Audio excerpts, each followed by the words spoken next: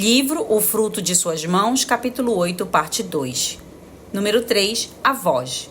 Minha mãe recentemente me deu uma carta escrita a lápis, quase se apagando numa folha de caderno já amarelada.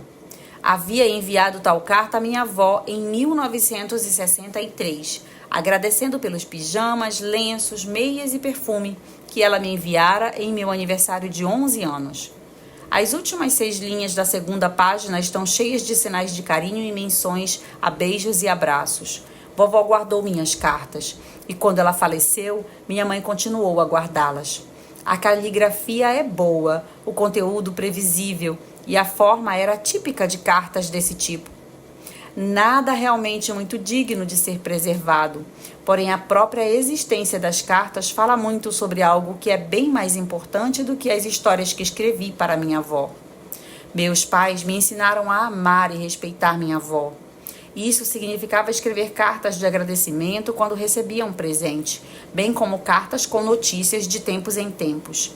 Lembro-me da minha mãe, filha única de minha avó, escrever para ela uma vez por semana. Também me lembro das viagens para ver vovó e das viagens que ela fazia para nos visitar. Com o passar dos anos, ela foi gradualmente se tornando ranzinza. Meus pais ainda assim viajavam mais de 3.000 quilômetros todo ano para vê-la. Nesse entretempo, eles ligavam, escreviam e enviavam presentes. A última vez que eles foram visitá-la, minha avó nem sequer deixou que minha mãe usasse a máquina de lavar e eles tiveram de procurar uma lavanderia. Pouco depois dessa visita, vovó teve um derrame. Meus pais voltaram correndo para cuidar dela. Mamãe fazia comida, vovó não comia a refeição do hospital.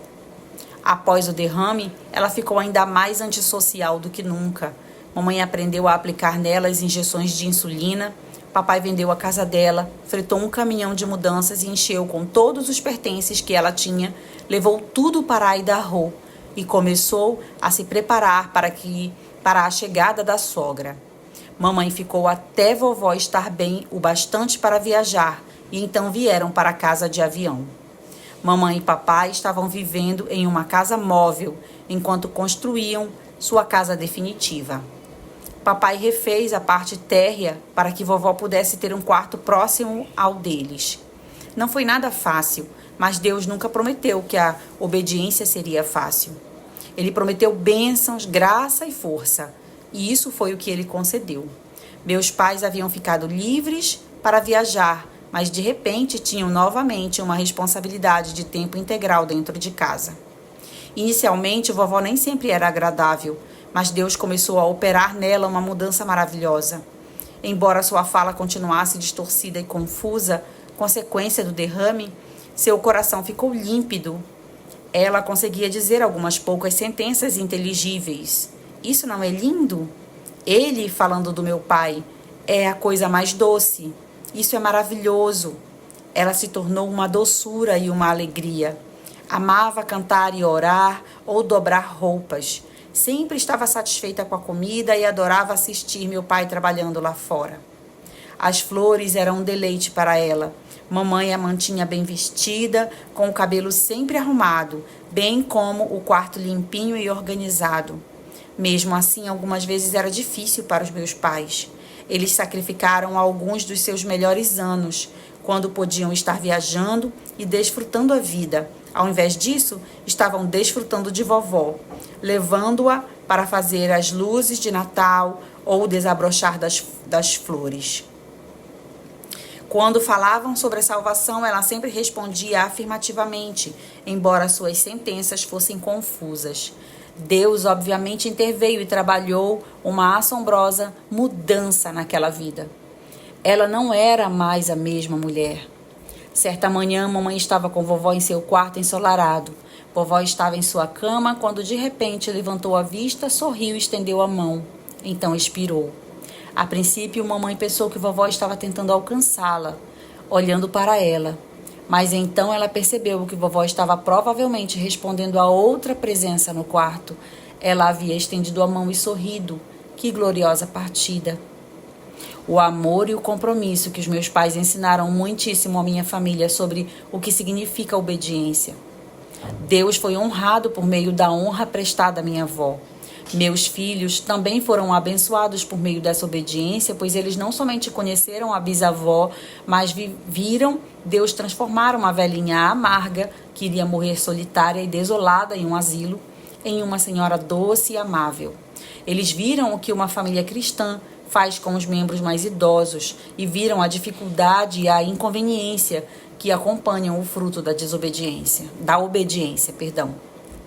Sempre serei grata aos meus pais por preservarem as cartas de vovó, por me ensinarem a amá-la e a honrá-la, e porque eles mesmos a honraram e amaram. Que possamos todas ser abençoadas com bons filhos, como os que minha avó teve. Número 4, portões decorados. Embora nossa cultura considere a fidelidade matrimonial como algo desprezível, ainda continua aprovando as festas de casamento. As flores e o champanhe, as daminhas com vestidos airosos, levando as alianças, limusines e suítes nupciais estão muito na moda. Os desejos da noiva continuam a evocar belas imagens de doce inocência e o tão cobiçado estado de paixão. A indústria de casamento do mundo tem muito a dizer sobre que tipo de casamento realizar e quanto um casamento típico deve custar, mas pouco de substancial a dizer sobre o que um casamento realmente é. Eis porque as mães e noivas cristãs precisam aprender a pensar nas cerimônias de casamento a partir de uma perspectiva verdadeiramente cristã. É fato que os pais dos noivos cristãos precisam aprender a pensar de modo cristão sobre as cerimônias, mas não estou escrevendo para eles. Afinal de contas, os cristãos, mais do que qualquer outro povo, devem entender o que uma cerimônia de casamento significa. Nós entendemos a aliança pactual e as bênçãos do casamento e dos filhos. Certamente devemos ter o melhor tipo de cerimônia, casamentos bem diferentes dos realizados pelos incrédulos. Isso significa que os casamentos cristãos devem realmente ser celebrações, não um ritual chato e sem significado, presidido por oficiais desinteressados e frequentada por obrigação pelos amigos que não tiveram como recusar o convite.